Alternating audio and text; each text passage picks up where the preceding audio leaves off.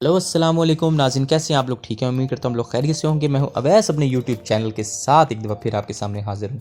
आप सोच रहे होंगे कि ये मैं कहाँ की वीडियो बना रहा हूँ। नाज़रीन, आज मैं हूँ गाड़ियों के शोरूम में, जहाँ पे मैं आपको बताऊँगा कि गाड़ियों की सर्विस, उसको वॉश कैसे किया जाता है, इसमें कौन कौन सी पॉलिश इस्तेमाल की जाती है, उसमें क्या क्या चीज़ें ऐड हैं, और उसको सर्विस करवाने के लिए जैसे आप वीडियो में भी देख रहे हैं कितनी चीज़ें रिक्वायर्ड होती हैं। जैसा कि ये भाई गाड़ी को वॉश करने के बाद इसकी पॉलिश कर रहे हैं, इसको पॉलिश करने के बाद इसको अच्छे तरीके से साफ़ कर रहे हैं, बिल्कुल न्यू गाड़ी बना रहे हैं। और इसीलिए ज़रूरी है कि जब भी गाड़ी को आप वॉश करवाने जाएं तो किन किन चीज़ों को मद्देनज़र रखना ज़रूरी है।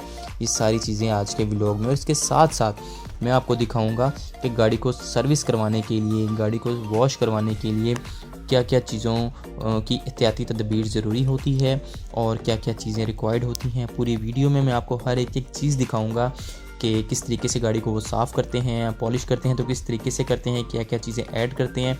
तो ये वीडियो उन लोगों के लिए है जो कि गाड़ियों को वॉश करवाते हैं, या इनको पता है कि हमने अपनी गाड़ी को किस तरीके से संभालना है। तो ये पूरी वीडियो ज़रूर देखिएगा एंड तक, और फिर बताइएगा आपको वीडियो कैसी लगी।